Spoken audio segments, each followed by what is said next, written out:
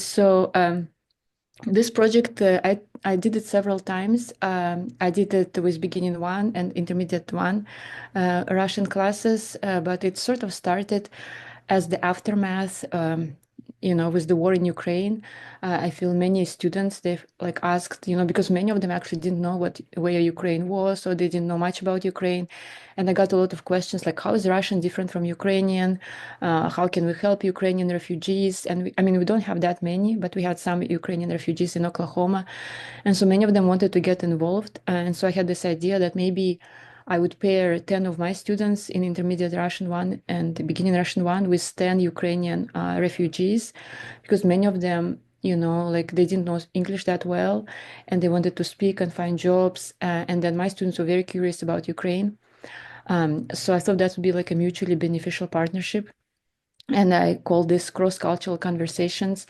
And so the idea was, I know my students are not like professional English teachers, so I did not like intend for them to be like teachers, so to speak, but they would just talk to them in English, and then the community partners would tell them about Ukraine and, maybe teach them a few Ukrainian words. If they are comfortable, they could also speak Russian with them, because all of the ones that we enrolled, they were equal in Russian and Ukrainian. And so like I was just going to tell you how I did it and what the benefits were. So we had one group meeting where at first I wanted to do it on campus and invite all the Ukrainian partners and have the students, but it proved to be very difficult because people were like working, they lived some far away. Some people didn't have a car, and so we just did it on Zoom. And then, like later on, we met in a coffee shop, but it was later in the semester. Not all people made it. And then the way we did it, that the students met with their Ukrainian partners once a week. Some met in person, some met on Zoom, and it was for an hour. But some Ukrainian partners, they didn't want to meet for an hour. They wanted to meet like two times for 30 minutes or for 40. So we adjusted that. And then at the end of the semester, they all, not all, but most people came and we had like a potluck on campus. So that was very nice. And then the way I recruited them, I posted, we have this Ukrainian Oklahoma. So before the war, we had like Russian Oklahoma, but after the war, it split. And now we have Ukrainian Oklahoma, which is separate from Russian Oklahoma. So I posted a call there, and then I knew a lot of people personally. And then like I wanted like a mechanism to filter, like somehow to see who is signing up, and then I made them fill out. And then I also had like a Zoom call or a phone call with each person who signed up, and I just wanted to see like, do they know like enough English to participate in the community service? What do they want to learn? Like, what kind of English do they need? Are they studying for a test? So I was trying to kind of gauge their needs. And then I sort of worked to help students to be like good participants. I told them that their goal is to help the Ukrainian partners, and kind of a byproduct that they will learn more about Ukraine, but sort of their goal is community service. So they must help them speak English and to be more kind of relaxed and confident and talk about everyday issues. And I sort of talked that the format of the class should be interactive, it should be conversational. You should not like just teach grammar, or you should like adjust what you teach based on what the speaker wants. And then I sort of like I had to teach them how to teach. I told them that for each meeting they had to prepare like a cultural material that they want to share, like a song or like a menu or like a recipe or like maybe postcards. So like they have to prepare some cultural material. They cannot just come to class and expect the partner to do all the work.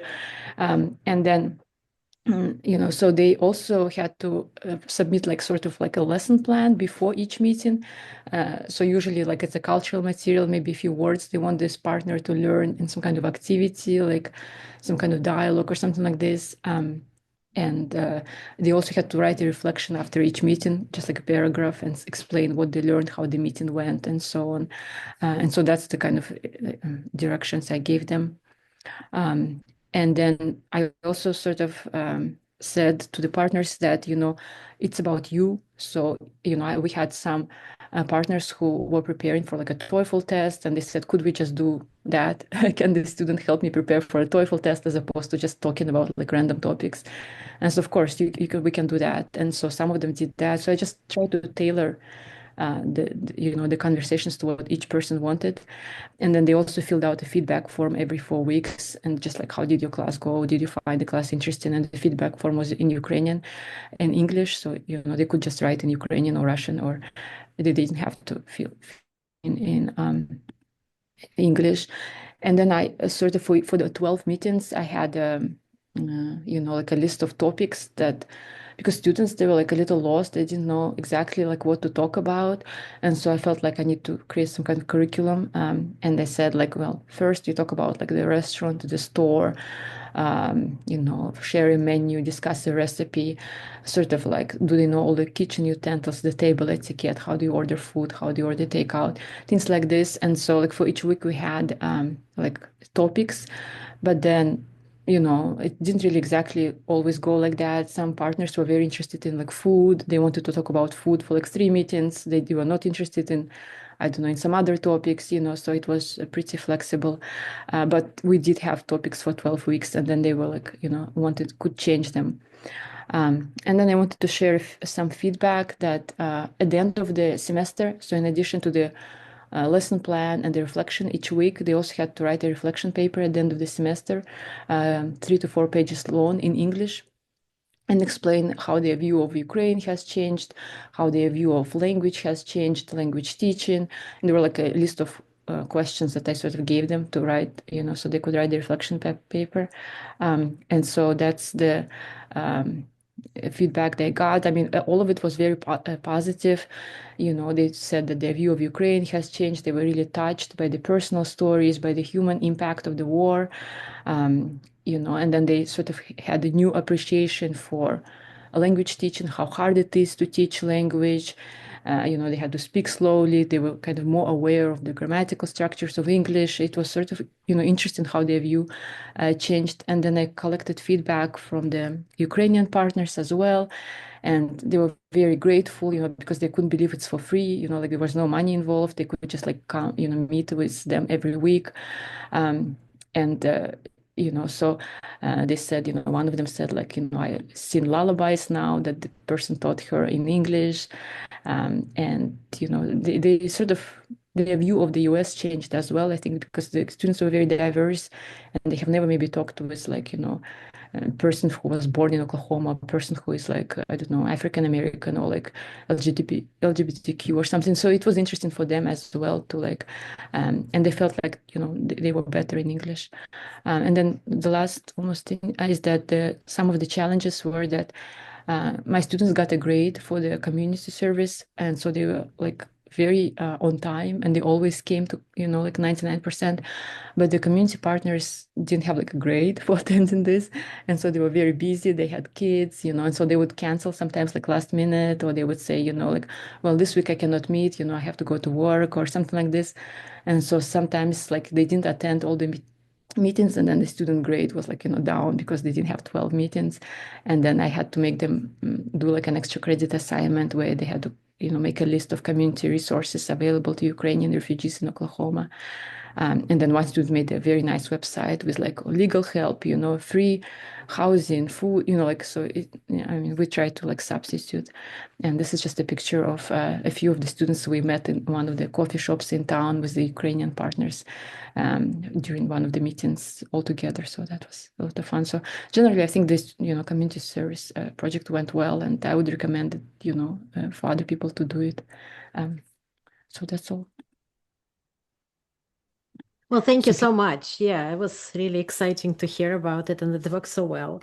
I just have one general question, and we'll see what others have. I just wonder whether would you like to teach it again? Would you like to do it again? And if you would like to do it, what would you change? Yeah, I would like to do it again. I did it several times already. Students always like it. They feel like they get to talk to real people besides myself, from the post-Soviet region.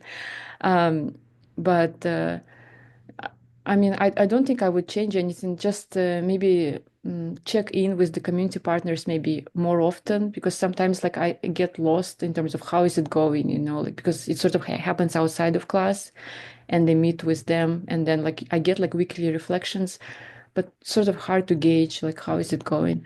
Um, so maybe more like involvement, but other than that, I think I wouldn't change anything. It went well. Yeah. Yeah, it sounds really kind of such a wonderful project. Yes. Anybody else has any questions, please? Any questions for Sabina? We'll have a general discussion at the end, but Sabina has to leave a little bit earlier. That's why I'm asking if anybody has specific questions for her. Please do. Well, I have a yes, question. please, Maria.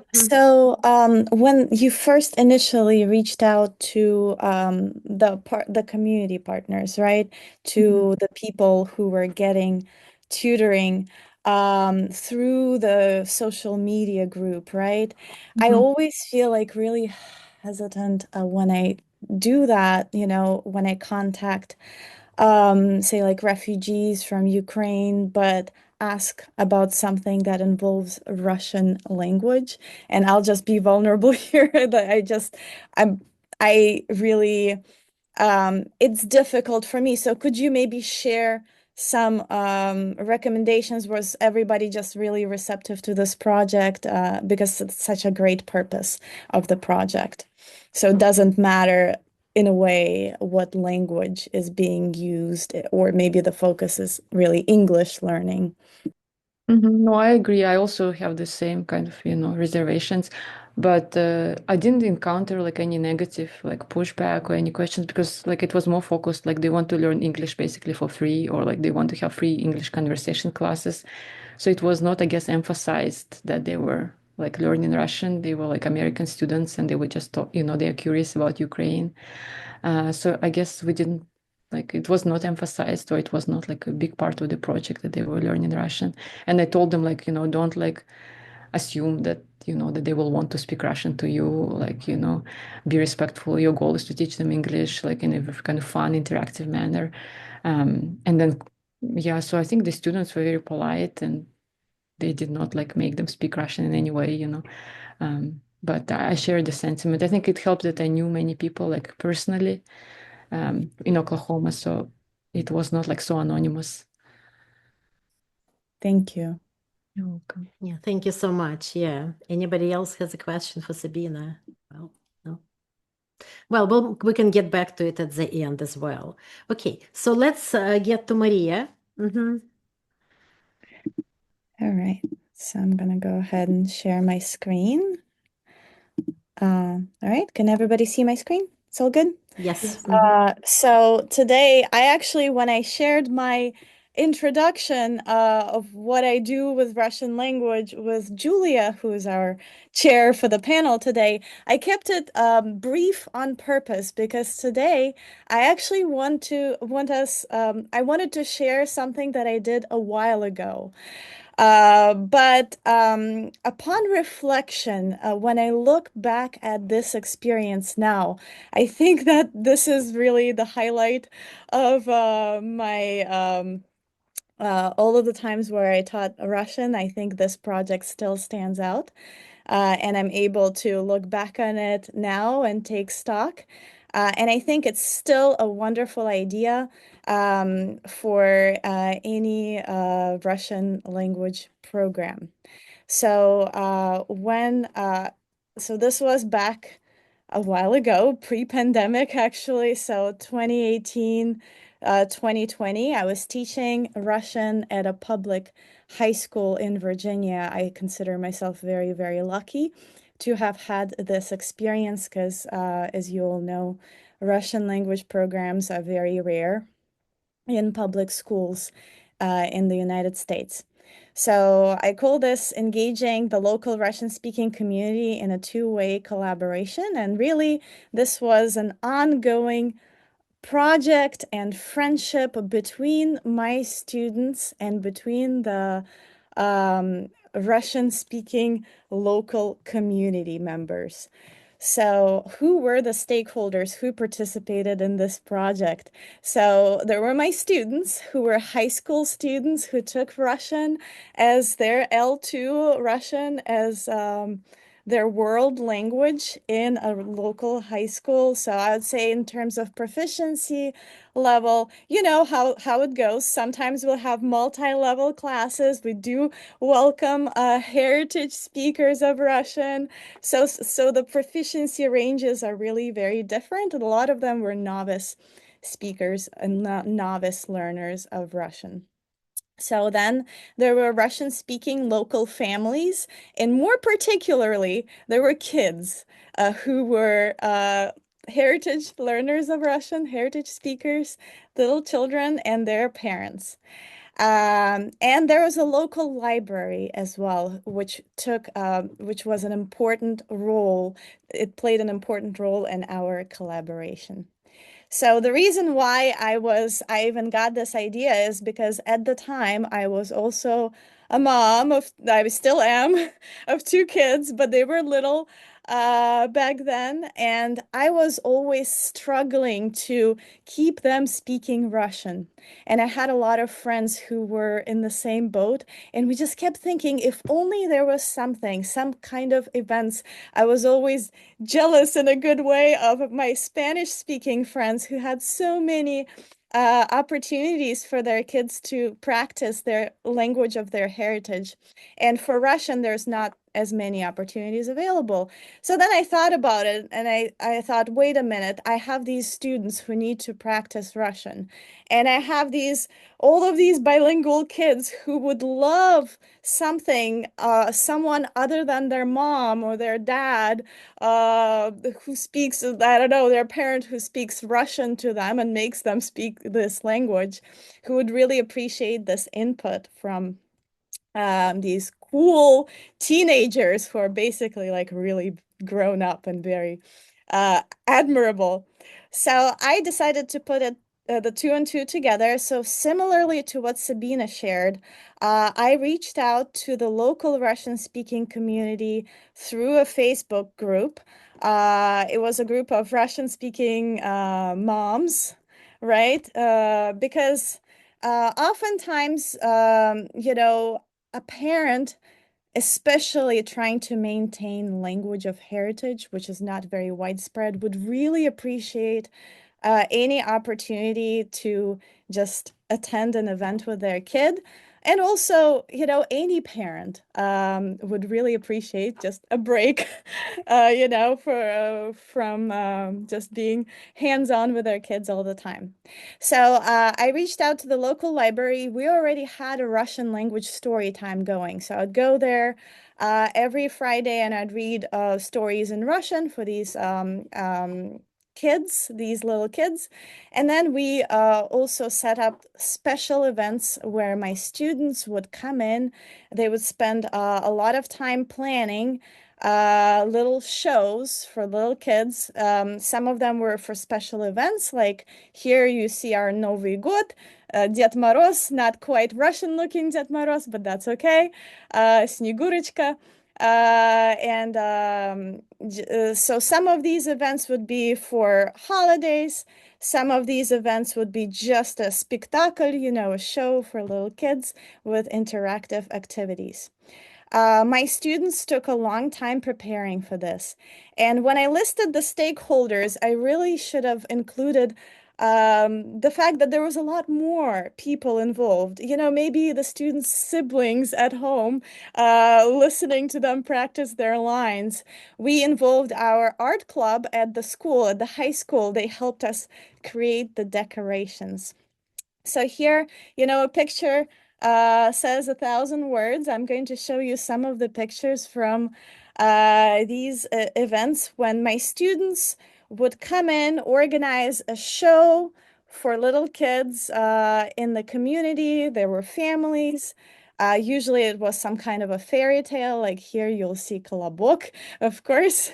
And there were a series of interactive activities following that show for the kids. So like here you see the decorations for the show. You see one of my students doing face paint, and of course, students in costume. We have our color book. It was really exciting. So here you see some interactive activities. What was really precious to me is that some of the students that were really shy in class, that I really struggled to like pull them out and get them speaking, they just blossomed. They were so happy to speak to the kids. And it was a very exciting and engaging project for them. I didn't recognize some of my students in a great way. And afterward, I've noticed, you know, my students would tell me, "Oh my God, Maria Sergeyevna, this 3-year-old speaks better Russian than I do. I'd better step up my game." But also for the little kids, I know because, you know, I saw it in my own children. They did see that extra, that other person who's trying to learn the language, and you know, all of a sudden this language that parents speak, it becomes cooler for them and more attractive for them. So I got to be a Baba Yaga right alongside my students.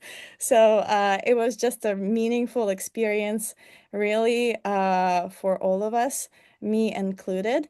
And I really highly recommend this type of collaboration to anyone who is interested in finding a way to engage your students in something related to the community, because you know the parents, especially parents of small children, will really, really, truly appreciate this project. So thank you so much. Thank you, Maria. It was wonderful. Yeah, such wonderful pictures. Yeah. Okay, we'll move to Tatiana next. Okay. Do you see it now? Yes, it's perfect.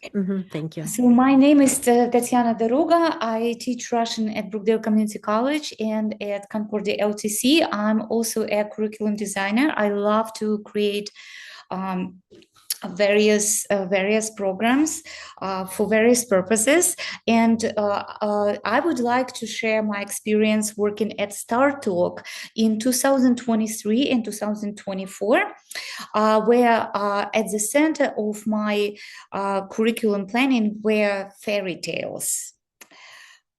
Okay, so why I choose dramatization as a core in my curriculum? First of all, because it was based on STARTALK principles, because it included all 5 C's, communication and communities and connections, comparisons and culture. Also because it was learner-centered, and I also would like to mention that fairy tales still potent pedagogical tools because they are malleable, memorable, and deeply embedded in cultural consciousness. Also, I would like to point out that fairy tales are completely based on content-based principles, and we can use it when creating curriculums. Let me talk a little bit about content-based principles in language acquisition.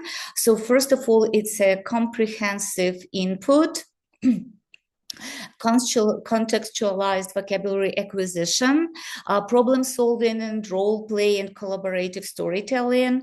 Also, it is a holistic approach.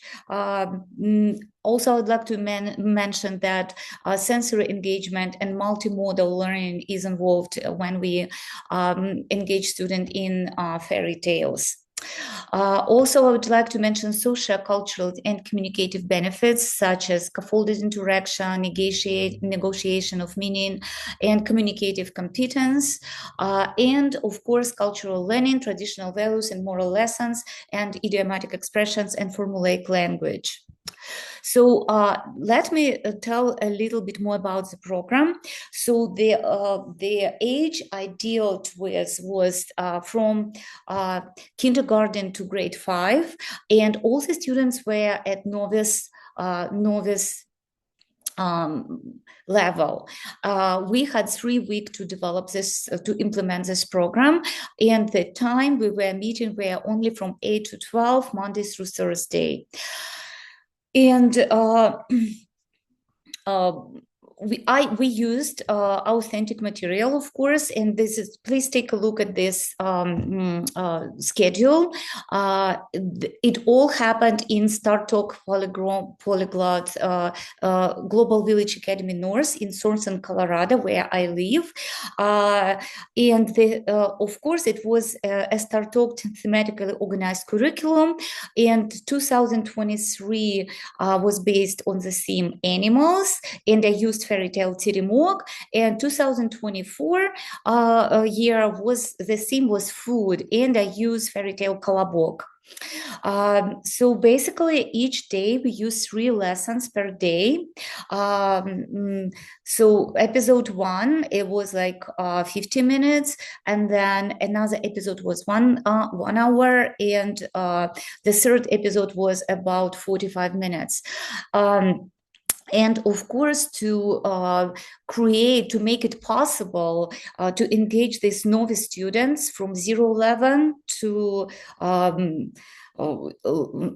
level novice mid, probably, just in 3 weeks, it took a lot of planning.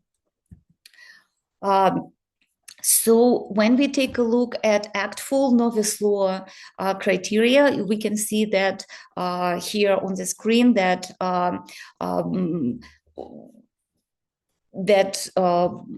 the information students may present connected to how to describe or explain or give preferences, opinions, or also express likes and dislikes in memorized words and phrases.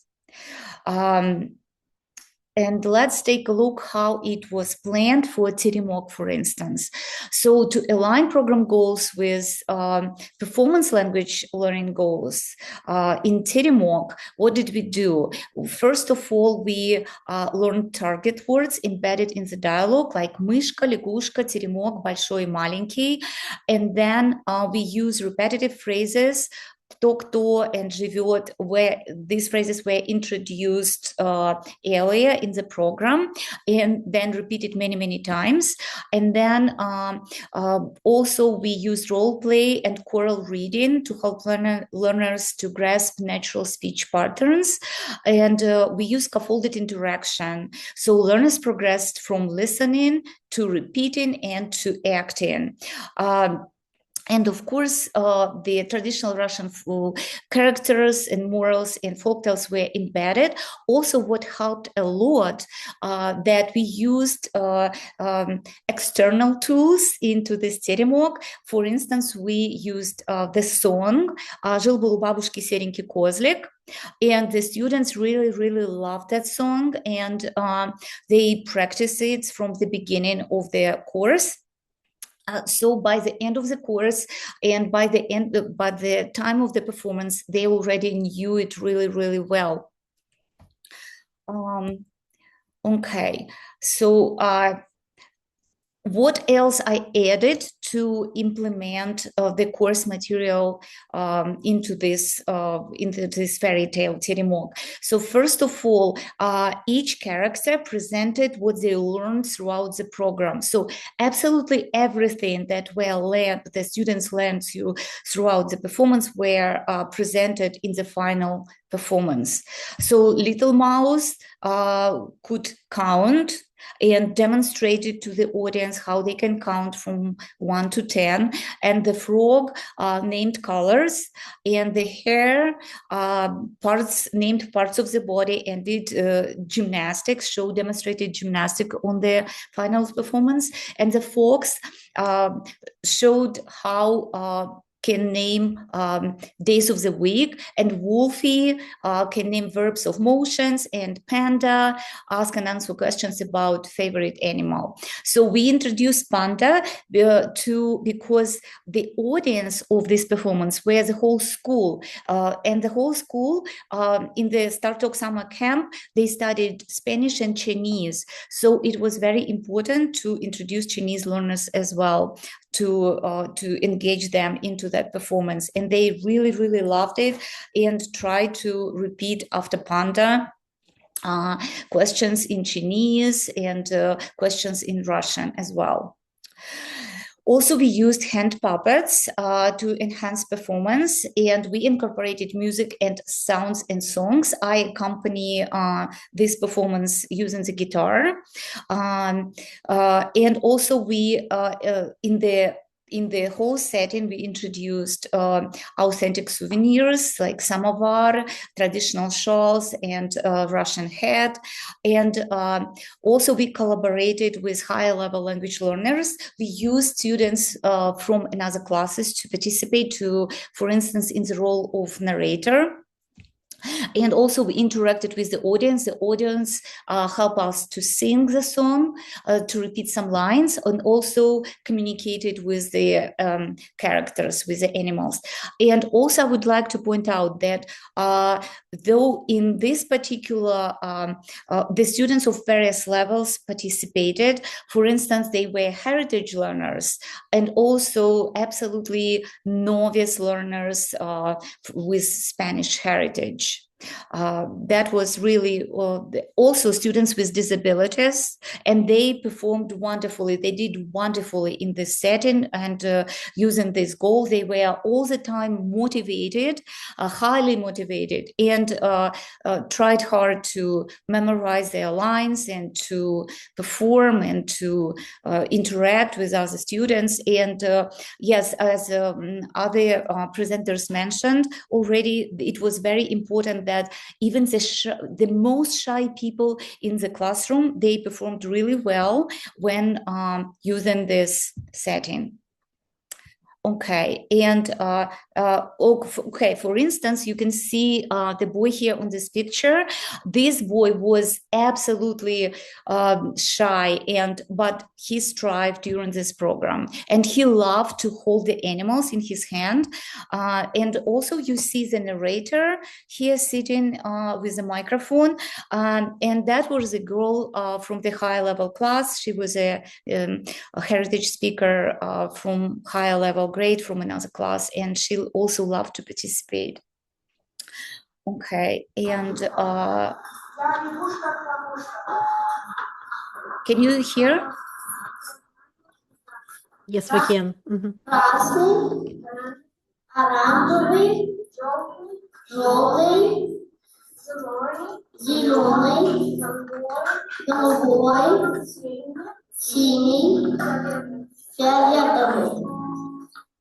So you can probably hear that the students, okay, so it's, okay, let me, okay.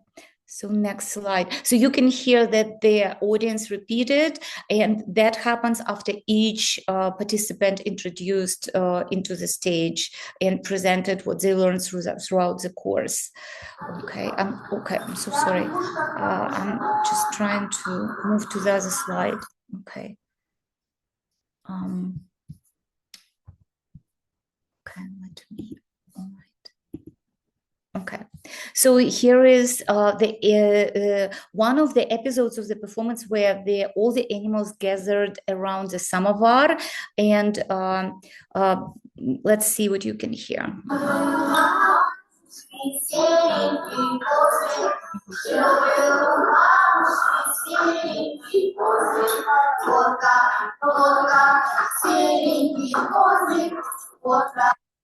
Okay, so this is the example how the song was embedded into the performance, and probably you can hear how the audience reacted and helping the performers to sing. So this tea party was a culmination of their peaceful life in City Morgue until their bear came to the scene.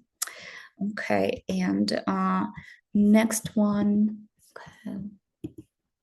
Okay, so now I would like to talk a little bit about the planning Kolobok. So that was my second attempt to create curriculum around the fairy tale. And that was very, like I planned it better because it was already second time.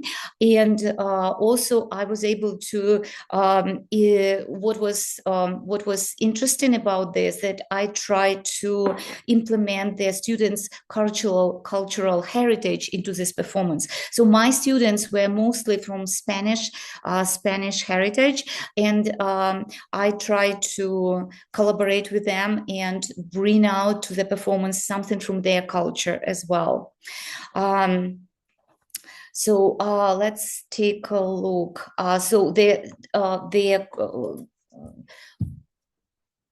theme for this program was food. So we introduced in that performance everything the students learned throughout the course about various foods, including Spanish foods as well. So we just did it in Russian, but we included cultural heritage of students into the performance. Okay, so see how we did it. Here is an example how we did it. So we first of all we adapted this folk song into Colorado State. So в одном лесу в штате Colorado, and also look how we implemented the theme of food into the fairy tale. So, for instance, дедушка will ask, пойдем в американский ресторан, and then бабушка would reply about various foods which were possible to eat into American restaurants, hamburger, kartoffel free, right? And also Spanish food, tacos y burritos, and then Russian food as well. Okay, so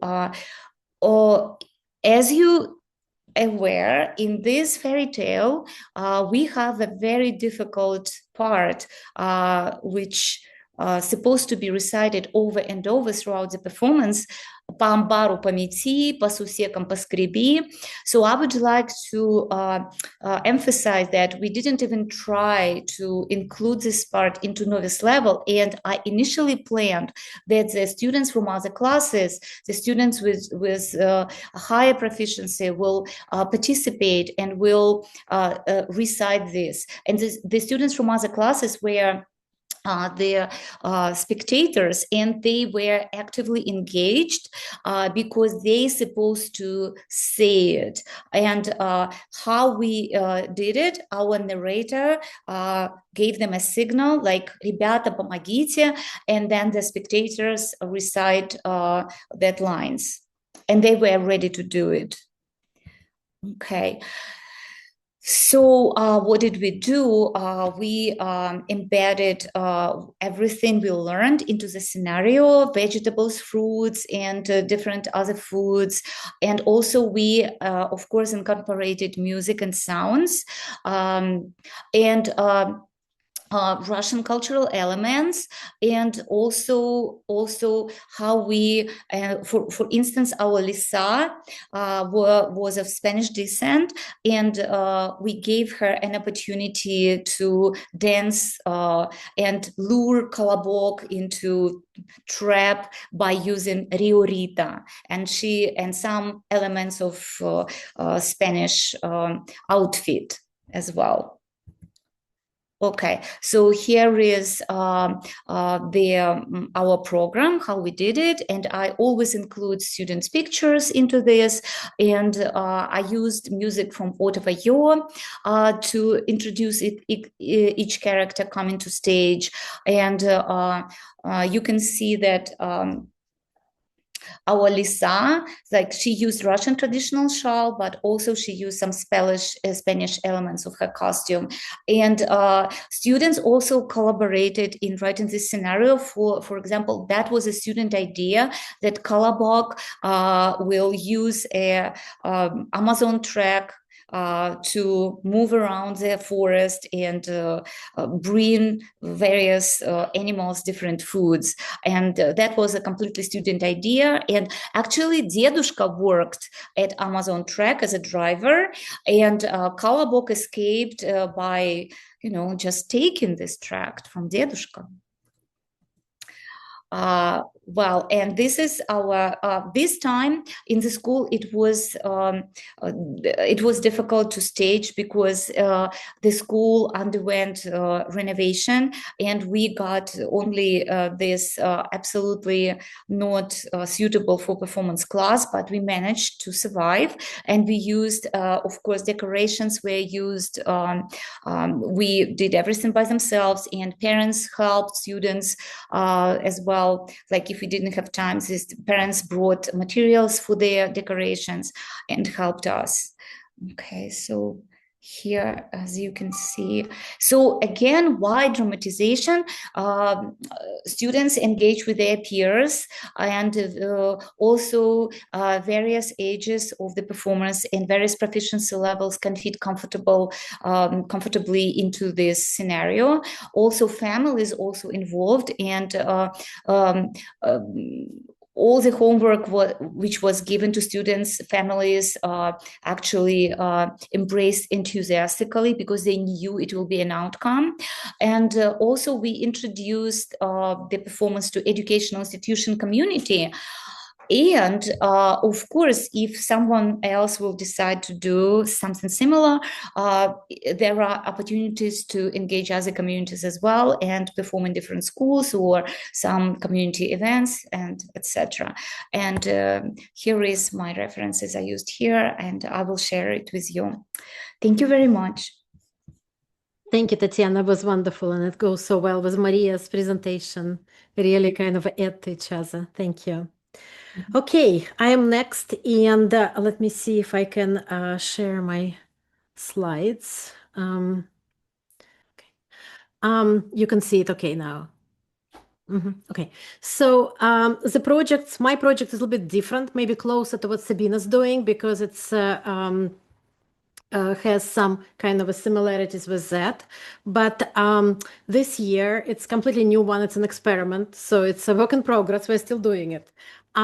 We decided to concentrate on writing postcards, short letters to political prisoners in Russia with my Heritage High School students, mostly grades 11 and 12. So we do involve some of the younger students for making pictures and helping us as well. It's not as like the only thing they're doing. So it is I was thinking for a long time how we're going to do it, whether it will work or not. And it's a collaboration between the students themselves, parents, of course, because I do need underage students. I need to have a consent for that.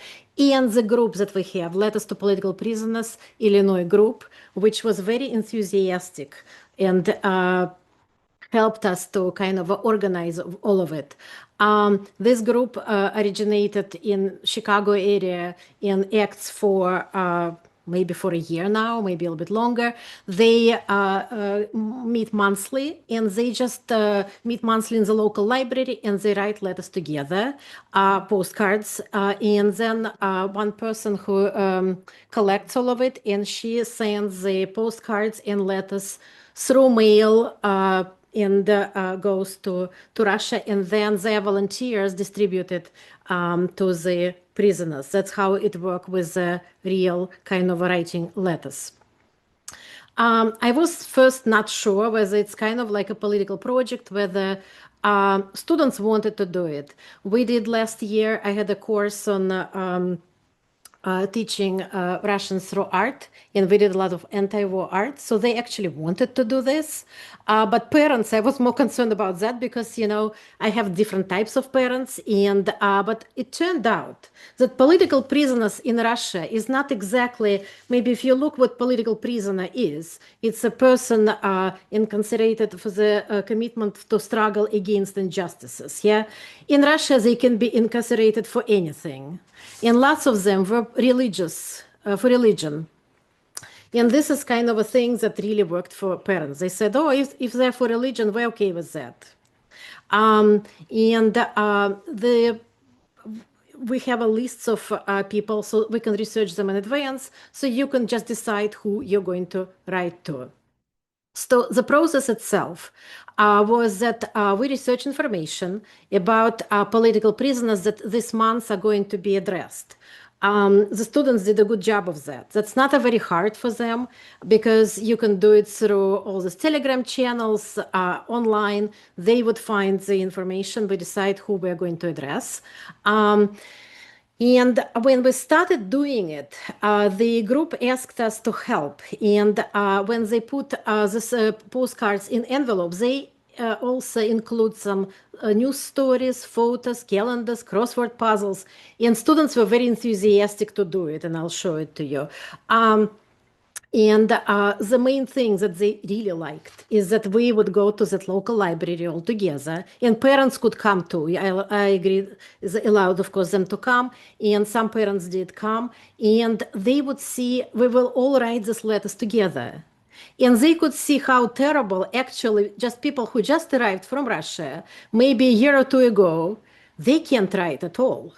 So their writing skills are not very good. They never wrote a letter their life. Yeah, they write emails or texts, but they don't write. Like sitting there and writing letter with pen and paper is something that's not very easy, especially for younger generation of Russians who come. So that was a huge, actually, help for us because they saw, oh, it's hard for them, so it's okay that it's hard for us. And at the end, we will kind of present what we did this year. We did it throughout the year. We didn't do that yet, but they want to show some of the research and some of the, they took pictures of everything we're doing and show the responses. That was the biggest part of that.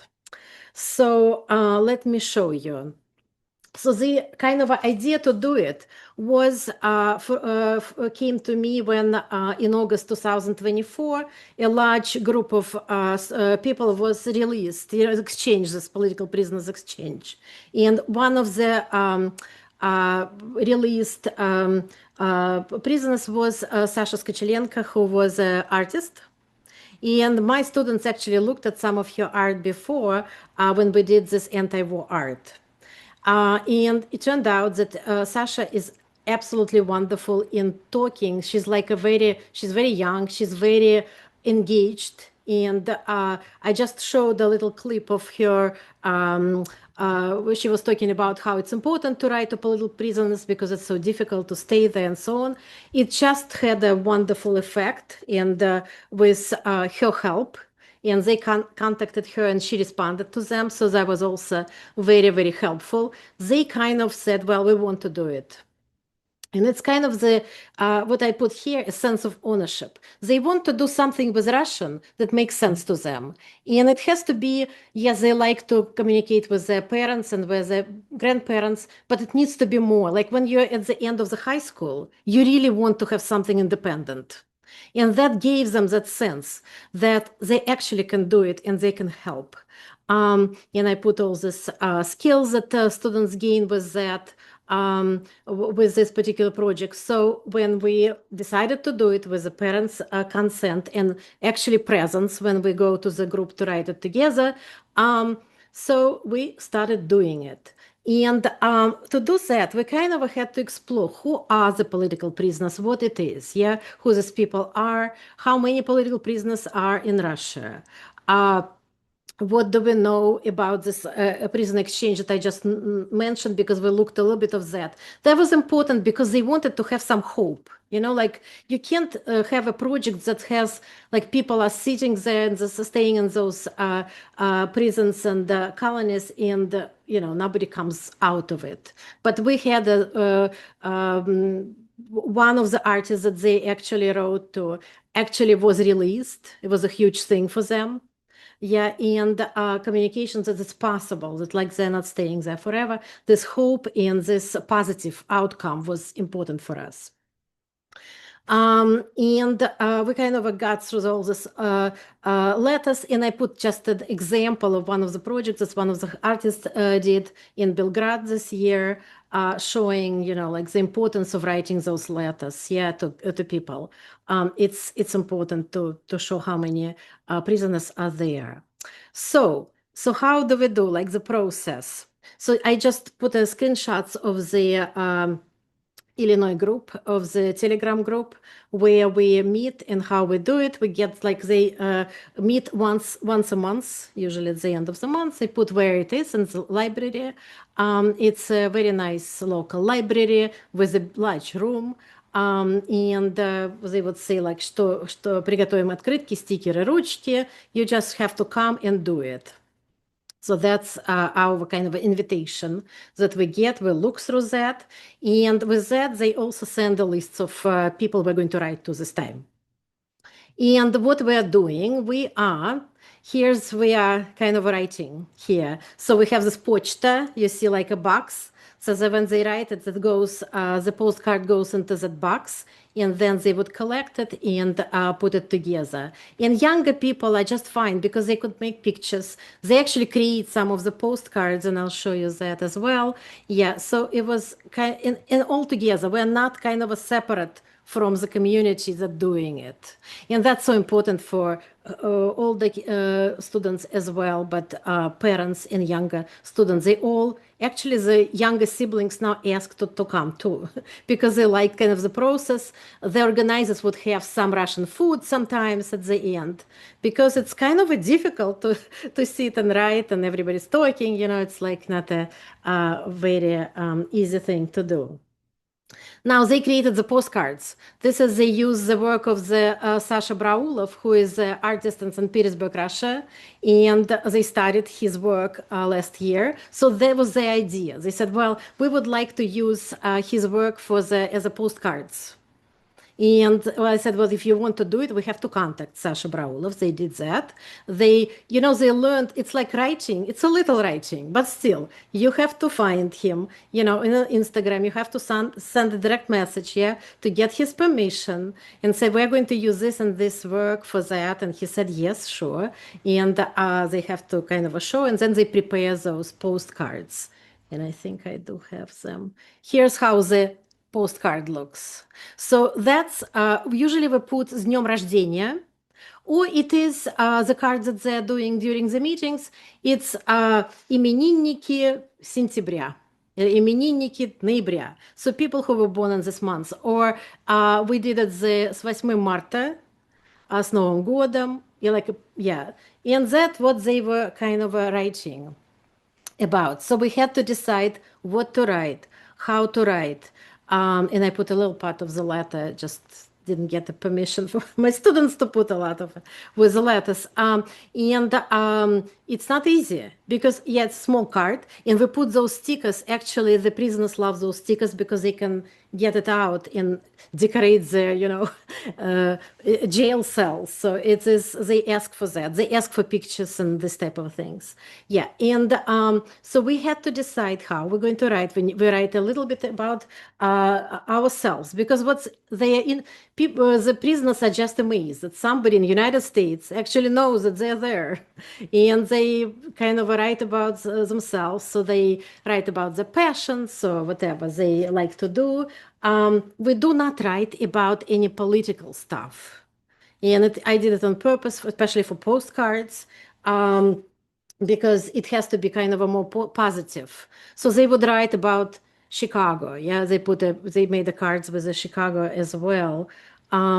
Here they would collect хорошие новости, and that is how that group first they use the project «Такие дела». They have some хорошие новости that they collect specifically for the political prisoners to be sent. But actually the prisoners don't particularly like that. They said, well, we don't like this news. We want to know about you. We want to know something more specific. So that's when the students started to collect other stuff. So, for example, that's one of the students created, found information about Nobel Prize winners, put it together like a page. Not a political, something about Chicago's, like the theater, some other information, calendar. They created, I think this calendar was created by one of my students because they ask about calendars. The prisoners put it on their cells on the walls and they kind of mark, some days of some hearings, whatever they had. So that's what we were putting in. And with that, for 8 Marta, one of the girls said, well, for women, we should have something to show them to stay like in shape. And the girl was doing a lot of sports and fitness, and she created, we had several of, the whole team of several girls who started looking in Russian for like these basic exercises that they could do in their cells and made it like this. And we got really good, because we were writing to women in that month, and they would respond back and thank for doing it because it was important for them, because one of the things they want to stay kind of to feel well, but did for men as well. But it was one of the kind of ideas to do that. Crossword puzzles. These were collected somewhere, or they find it, or like in putting it together. Actually, was a big help. Like some did crayons, you see, like putting crayons in the envelopes. So they would, after we have the day of writing, I would take some of that information and we would put the letters together in envelopes and write the envelopes as well. And the students put only their first names. So there's no names like more than that. So it's Tanya, yeah, that's it. And because the response when they would come to the organizer of our group, because she is actually sending it from her name, and the response is going to come that way. But in that, under Дорогая Marina, спасибо за письмо, they would say, we got a letter from your group, and it was so nice that we got this and that. So I wanted to show. Yeah, this is kind of a stickers. They found this glow-in-the-dark stickers. Was very excited about it, so we put that. Some of the Chicago photographs. They went and took some pictures. I said, well, it has to be your pictures, because first they wanted to get something from online. I said, no, if we put a picture of Chicago, you have to go and do it. So they did that. And some of the stickers here. And here's the responses. So that's the most kind of a special, to get a response for these postcards. It takes a long time. And it's difficult for students to wait, because they would ask me every time, did we get a response? And the first one is the one here on the left is a response from Yuri Dmitriev, who is there for a long, long time. And he calls himself Хаттабыч, and I put something. Здравый смысл всегда торжествует над чванливой спесью. I was a lot of a language here, actually. It's such a little one. But my heritage students don't understand what чванливая спесь is. So we had to kind of go through all of it. Some of them do pictures. I put the other one here because some of the prisoners, he put a picture of like where his colony is. Yeah, because this prison is already there, and he just did that for them. Was kind of a very nice. They like that. And I put parts of other ones. You can see here the one on the right. He also did some kind of a picture. And the one on the left, it's from Alexander Nesterenko, who is a person we actually correspond a lot with, and we also can write him letters through the electronic letters, e-letters. And so they really know him quite well by now. He also did some pictures for them, but also this kind of words, это дорого, ценно, это огромная моральная поддержка. Каждое полученное мною письмо создает атмосферу праздника и радости. All these kind of things are just so much. Like we had like tears when they got the first response like that. They were just almost crying. But it was really kind of interesting to see how much involved they are finding information. Each political prisoner in Russia usually has a volunteer group. And you can find it through either Telegram or Instagram or something like that, and they would sometimes it's hard to find, and so they have to kind of try to write to different organizations and trying to find where it is. And Nesterenko wrote his own that about his own group, but it's kind of a really special for the students, and was a big help. So my last one here is resources, and I put Freedom Now. It's at like 1 page in English guide writing to prisoners of conscience, and it like tells what to write, what not to write about, because we had to go through it quite a lot. That what they want to hear from us, and this was kind of helpful. And I gave you 2 organizations here where you can do electronic letters. Vestочка is probably the best, but it's and you can negotiate, you can write to them, and they would, if you want to write to a particular one who has a possibility to get electronic letter, they will probably do it for you. But usually it's kind of a random one comes up, and you can answer to that. You can include pictures. It's not a bad kind of a website. There's no your personal information coming to them. You send the letter through Vestочка, and Vestочка will send you the response. You don't deal with anything in Russia at all. And Memorial has a lot of lists, and also they have a very good guides how to write, what to write about, what not to write about, and so on. So we use that when we were talking about. So that's our project this year. It's kind of involved, but was very interesting.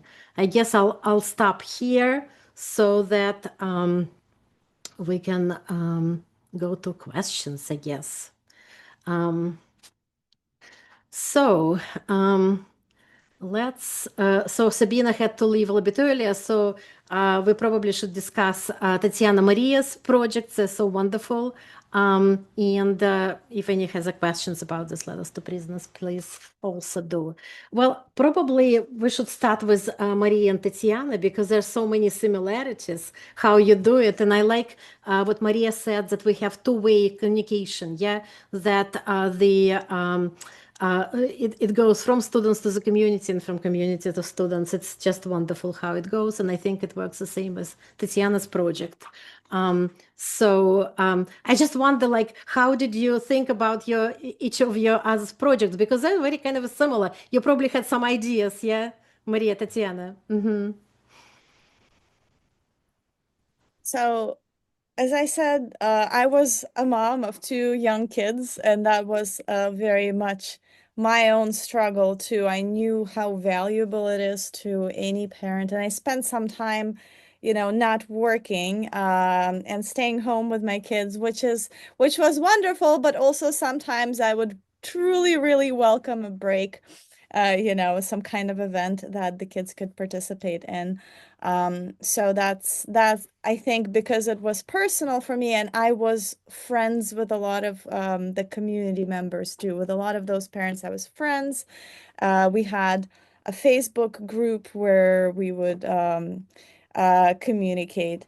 And that, by the way, is my recommendation. If you're trying to find a local community, look for a mom's group. That is like, there you can find truly anything on it, and you don't have to be a parent to become a member. Well, it depends, but I feel like if you have a project like this, they will definitely let you join. Yes, and I would like to say that my project came out of necessity, because I knew that it will be very short program, only for 3 weeks. I knew there will be language learners with disabilities, language learners of different cultural descent. And as we know, motivation is a key factor in successful language learning.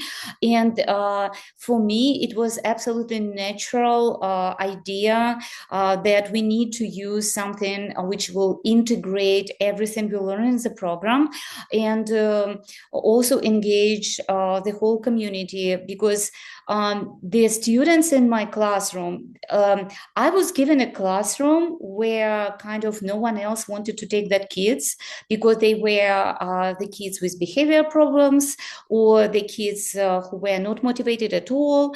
And all the struggling students were given to me in my classroom. And I would say that if somebody has this kind of students, theatrical project is the best way you can engage everybody. And the most difficult students will be the best in that project.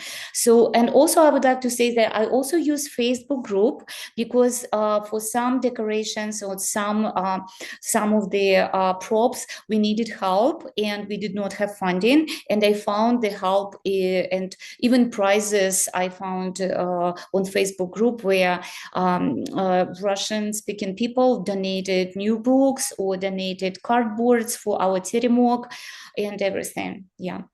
Yeah, that's wonderful. Yeah, thank you. Yeah. Jan, you have a question, please. Hello, everyone. Thank you very much. I'm actually still at school. I just got back from bus duty, so I had to step away. So thank you so much for all of these wonderful presentations. And Tatiana, I just would like to speak to yours a little bit, if you don't mind. Also, as a former head STARTALK teacher and current still STARTALK teacher. So, like, for example, in the past, you know, we've done Teремок, right, as a final like production in STARTALK. It's wonderful. You get so many kids involved in all the roles and everything. And for novice low, I can totally understand, you know, how like you would scaffold it by the different elements, pulling them out, they're learning the vocab, they're memorizing and everything for novice learners. I was just wondering, Tatiana, if you had done like sort of any other learning episodes, maybe for higher levels, that maybe pulled out some of the structures. I mean, I know that, like, for example, typical folk language, you know, Skaska language, we've got the repetition, you know, you know, diminutives and whatnot. But I was just wondering if there's any structures like, you know, like I mean, when I do past tense with my eighth graders, I do a lot with folk tales, you know, like for example with Repka or something.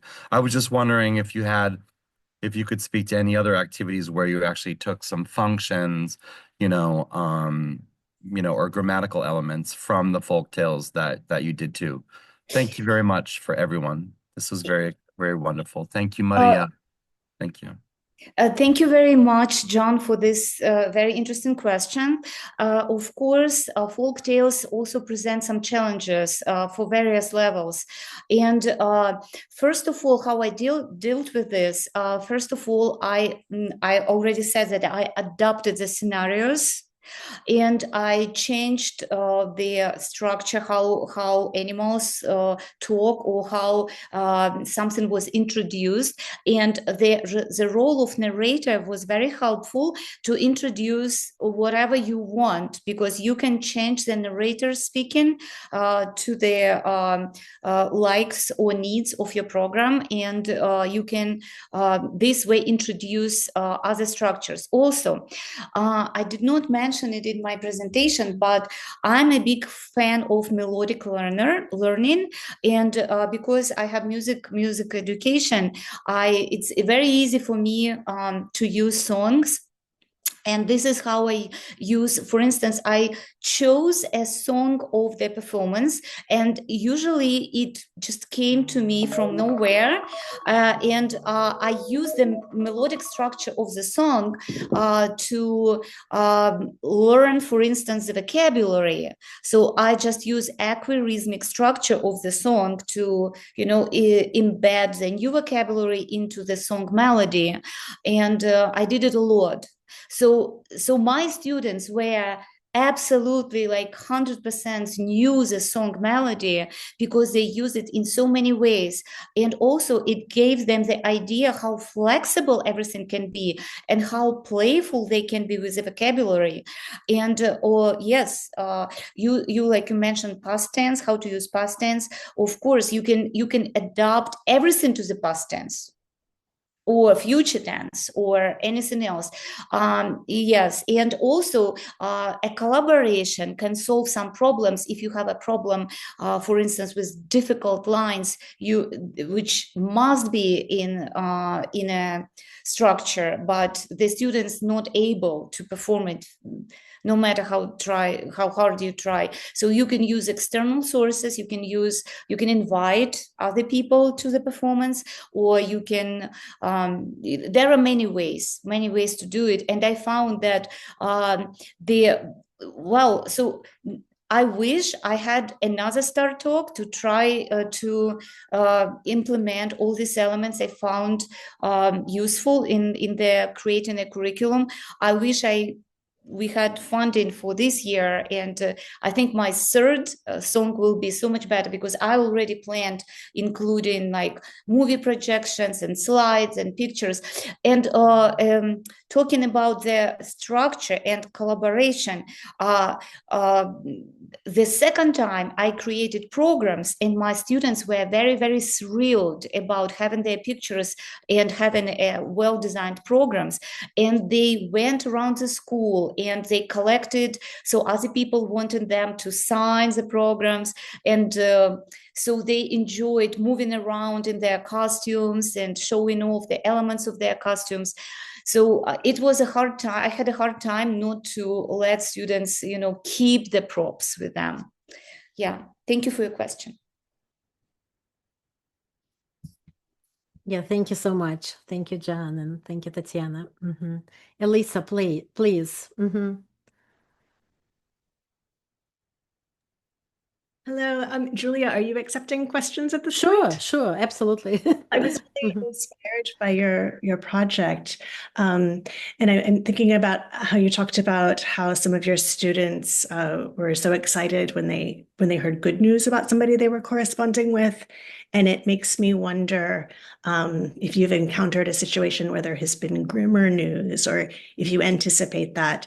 I'm thinking, for example, about how my own students, after following Navalny and watching his documentary, developed a sort of parasocial relationship with him, as probably many of us did, and how hard it was to absorb the news of his death. Thank you. Yeah, we didn't do with Navalny, yes, but we had a problem. Well, I teach, my heritage students come from different backgrounds, and I have a lot of Ukrainian students. So there's a group of Ukrainian prisoners in Russian prisons, yeah, and we can't write to them in Ukrainian. Actually, my Ukrainian students probably could have done it, but it's impossible. So they wrote it in Russian. So the the most difficult thing was when there is no response, when you don't know whether they received it or not. And for them waiting, because they're high school students, and I say, well, it takes a long time. It takes like 3 weeks for this letters to go there, to come, and then, for a response to be, sent, and then it will come to United States in a while. But we had one prisoner who responded actually, I think he was the one who maybe did one of these pictures even. And then there was nothing for a long time. And there were several exchanges of these prisoners. He was a doctor assistant in one of this. At the very beginning, he got captive at Mariupol at the very beginning of the war, and he has like 16 to 20 years. In jail, but he was very positive in his letters. He said he was hoping that he will be exchanged, but the place where he is in Rostov-on-Don is has a very bad reputation. There was nothing, so they were so kind of upset about it for a while. And I said, well, we have to wait. We don't know yet how it's going to turn out. And then the letter did come. And they was just so relieved. And in the letter, he said that you probably didn't get my letters. We could figure it out that he is not given every letter we sent, and not all of his letters arrive. That was a big relief for them, because we talked and discussed that. Another one, Alexander Nesterenko, who is a philosophy professor at Moscow University. Yeah, and he is. They sent him to the psychiatry kind of a clinic for a while to decide whether he is okay. And if you remember the psychiatric, a treatment in Soviet times, so everybody was so afraid about that. But then he was returned back to the jail, and he said, "Well, I'm not Chatsky." He was talking about like they wanted to make me Chatsky, and I'm not one of them. So that was. Another one we talked about, and they know who Chatsky is, and they said now they want to read Goria Toma at some point, because he mentions everything they say. It's so kind of close to heart to them becomes. They just want to know what it is. So they say, we know the word space. And they started asking their parents whether they know that, because some of this vocabulary parents don't know. So that's kind of another thing. Yeah. But we didn't have such a negative outcome, but I was thinking about it, yes. But because they're kind of the last two, 11th and 12th graders, and the parents are involved, I thought that would be kind of, I thought about it for a long time, whether we can do it or not. And I thought we'll stay with the postcards, and that's what we mostly do. But some of them do want to correspond. They just ask for that. And since it's only their first names, there is not, and it's kind of a, there wouldn't be anything else, for them, because the letter will come to Marina, who is the organizer of our group. Yeah, it's okay if the parents agree, but I try to be careful about that, and we create those letters together as well. So I don't want them to write about something that they don't really understand what will be. Well, it goes through the censorship also, because the letter has to go through the censorship. So who knows what they're going to cross out. So, but we didn't have much problem with that, actually. Thank you for your question. Yeah. Anybody else? Any other questions, please? Yeah, because I think we had such an interesting project, and it went so well with kind of combination of Tatiana and Maria's projects, and with the local communities for younger kids. And Sabina's project also was very, very I have a encouraging. question. Yes. I have a question to Julia. Julia, how many letters approximately each student wrote? Well, the postcards, each writes one postcard when we meet. That's maximum. But we didn't let us, we do write together and not at the meeting, because they can't even concentrate. Because there's so many people, they start talking, it's not as easy. Postcard as much as they can do. And it depends who comes and when. I don't make them do it, they want to do it. It's kind of became their thing, they actually want their parents to do it. And it's interesting, and I'm glad that they become more politically involved in that way, and more like as a better citizens. They found out when this artist was released that we were corresponding with. The boy called me at 6 o'clock in the morning and said, Pavel was released. And I didn't even know about it. How he found out, I don't know. He's just, he is, and can we write to him? And I said, we'll find out how to do it now. And it was like so special for them.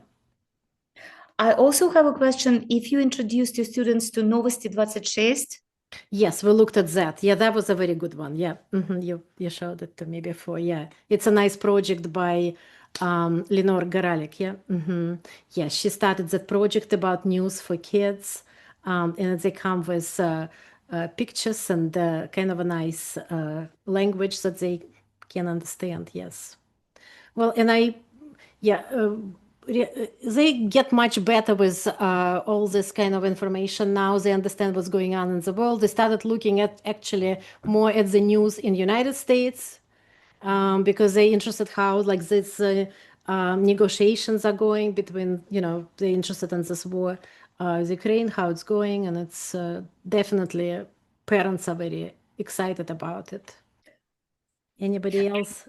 Yeah, I have a question to Maria as well.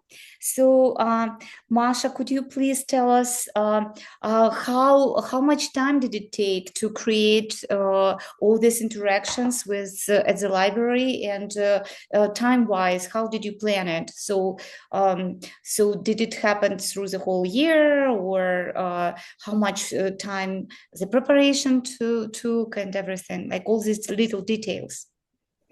So it was really helpful that I was already doing a library story time separately from this.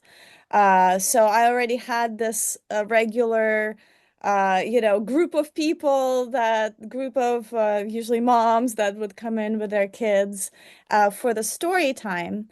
And then I want to say Kolobok that I showed, it took a couple of months for us to plan, to prepare, because on our end, we had to do it on a Saturday because that was just the easiest, which is why it's so nice to do it at a local library, because I usually have had trouble with booking any kind of like space at the school, or probably I can imagine on campus that's also going to be hard, mainly like thinking about parking and things like that. So having like a free public space is wonderful. So a couple of months for them to like for us to distribute the roles, for me to reach out to everyone to let them know that this is happening through Facebook group, to see if there's, I was just hoping there would be interest. And I kind of talked to the kids, to my students, that, if we have like 2 kids who come there, we're doing it. We're doing it. It's happening. But as you may have seen from the pictures, there was actually a lot of kids and lots of families that came. So this was kind of happening throughout the year. I would say like we had 2 or 3 events per year. But there were actually more. In reality, there were more because there were times when some of the parents actually came to my classroom and did an event with the kids. One of them was a musician, and she like brought in like, because then once you have that collaboration started, then new things and new ideas pop up. One of my students' grandma came to visit her from I don't remember, somewhere in the post-Soviet space. And then so she came to visit. She brought her grandma to class. So it's really an ongoing collaboration. I would say at least a couple of months to prepare like a performance, to plan for the costumes. And ideally, if you can involve as many stakeholders in the school as possible, that would be best. Like here we involved art club. And so we had a Russian club at the school. So in the meetings of a Russian club, we could prepare decorations, prepare for the performances. And of course, let the administration know about the beautiful work that the students are doing. Always, always. Yeah, it's interesting that the high students engaged in some activities on Saturday outside of the classroom. Oh my This is gosh. the most difficult thing, I believe. I will be honest with is. you. Those are the students I still like. I haven't taught in that school. Those kids have graduated, moved on with their lives, and I still like remember those students. I was so incredibly lucky. They were just truly special, amazing teenagers. So yeah, I will be honest, I was lucky there, but I also feel like when there's a project like this, because right now I teach French, and whenever there's some kind of community collaboration, students really like they do get engaged in it. So like for example, we were writing some like postcards to children in Montreal Children's Hospital in French class, and those like even the teenagers I would never expect to get involved, they were really active in it. Yeah, it makes a lot of yeah. I agree with that for sure. There was a question about sharing presentation, and I put my email address for Megiana that she can write to me, and I can send her my slides if she wants to, and if you would like to share it, Maria, Tatiana, yeah. Yeah, We can okay. kind of arrange that. We probably coming to the end. I'm supposed to kind of save that. So when I stop that recording, that's when Maria, yeah? That's when I should save it. Yes, it will automatically It save. automatically saves on my computer? Yeah. Okay, good. Yeah, so I don't need to do much. Yeah. Okay, good. Well, thank you everyone for being here. And we had I think a very good and very important actually discussion here, because engaging with the community and using Russian outside of the classroom is our goal. Yeah, we want to do it at some extent. Yeah, and make our students use it, whether they're young or older, but it is an important thing. Well, thank you, everyone. Thank you so much. I'm going to stop the recording now.